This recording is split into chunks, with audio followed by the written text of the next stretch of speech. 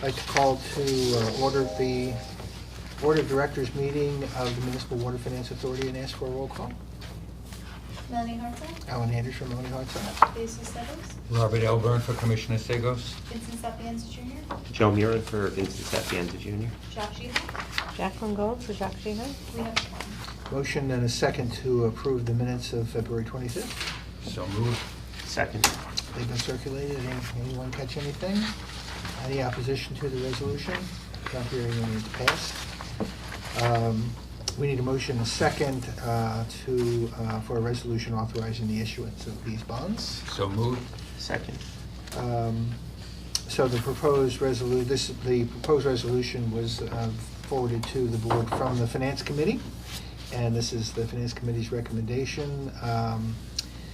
Any questions that you didn't have for the Finance Committee that you'd like to ask now? Not hearing any opposition to the resolution? Not hearing any, it's approved. A motion and a second to approve the authority's budget. So moved. Second.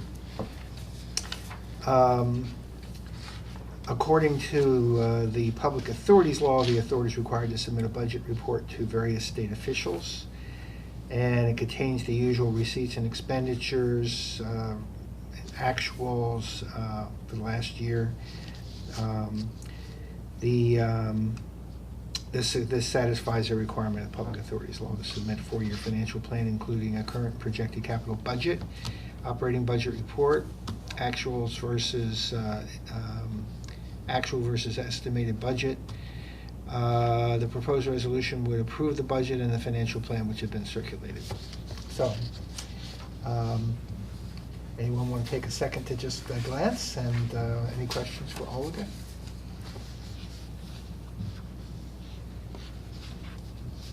So maybe let me walk you through the two schedules we have included in your packages a little bit. So the first package, the first schedule, one of the schedules in your package, I should say, is the administrative budget. It covers fiscal 2018, fiscal 2019 adopted budget, as well as proposed revised budget for fiscal 2019, and also proposed budget for fiscal 2020, our upcoming fiscal year. As you know, most of our administrative budget is really tied directly to our mission, and is basically comprised largely of various administrative costs related to our financing program. The two largest budget items, as you can see, is liquidity costs and remarketing costs sort of lumped together. That's in support of our variable rate demand bond portfolio. The second largest item is EFC bond issuance costs.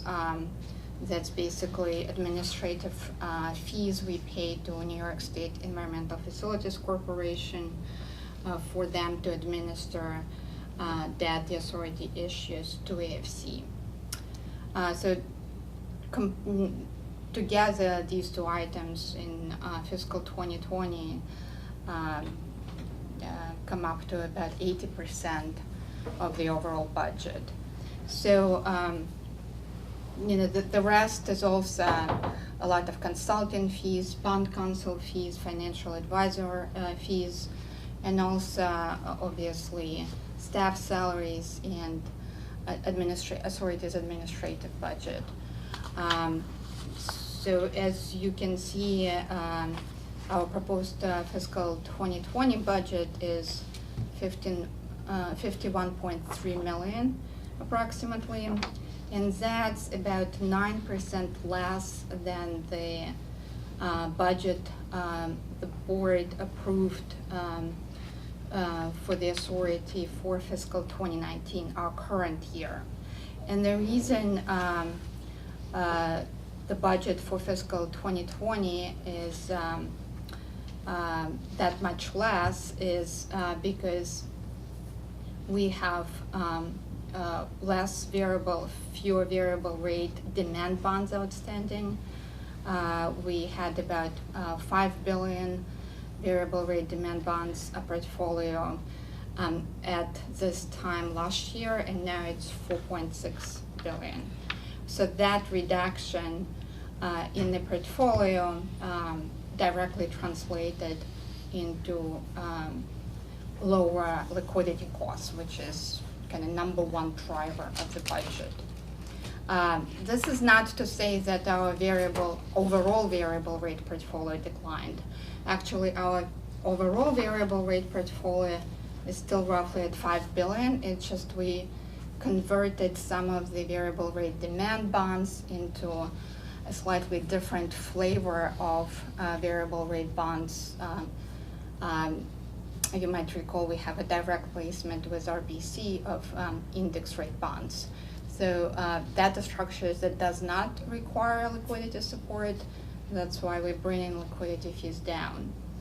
EFC fees are projected to go up a little bit because we will be issuing additional EFC debt, and these fees are based on par outstanding that we have with them.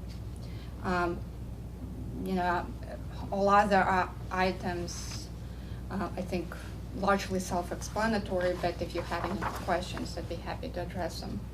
So Olga, do you think the target for 28 million for fiscal year 20 for the liquidity fees is going to be sufficient if there's, market turmoil or anything?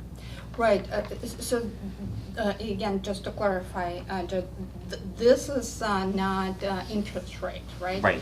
So this is just on your variable. But this is just for the banks that are supporting variable rate bonds, because, as you know, variable rate bonds are structured in such a way that an investor has an ability to sell them back to the authority, and obviously we don't have 5 billion sitting in the bank in any given on any given day. So we pay for the liquidity that is provided by the banks, and that those liquidity fees are capturing that support. So, but I do think that should be roughly sufficient given on our expectations of how much additional variable rate demand bonds we're planning to issue and the outstanding portfolio. Moving on to the second schedule,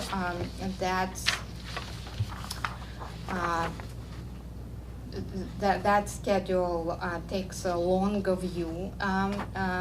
It's a modified budget for fiscal 2019 and also 4 years of forecast covering fiscal years 2020 through 2023.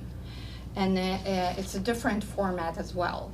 So if our administrative budget really focused on the budget of the authority itself, this shows all the operating and capital receipts of the authority, and correspondingly on all the operating and capital disbursements of the authority.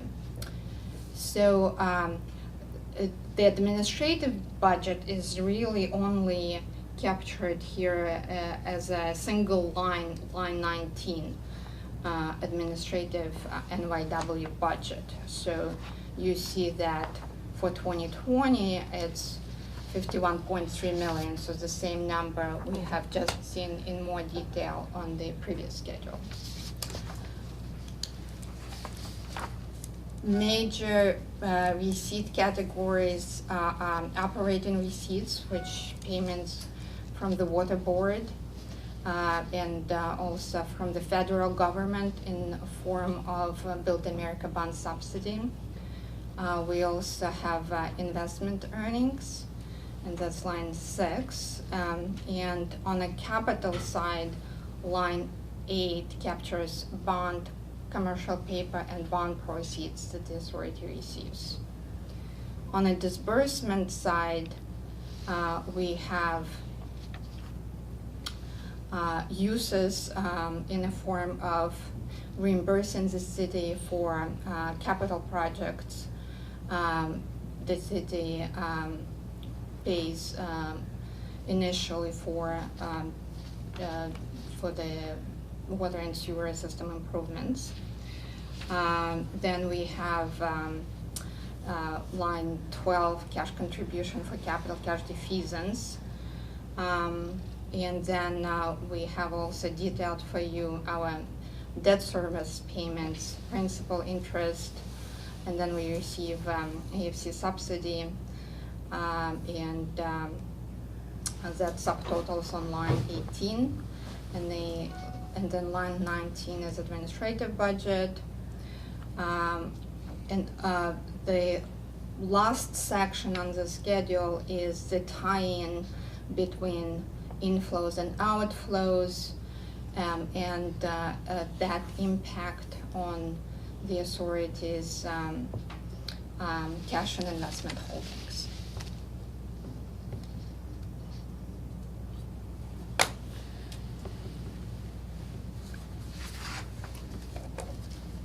Any other questions?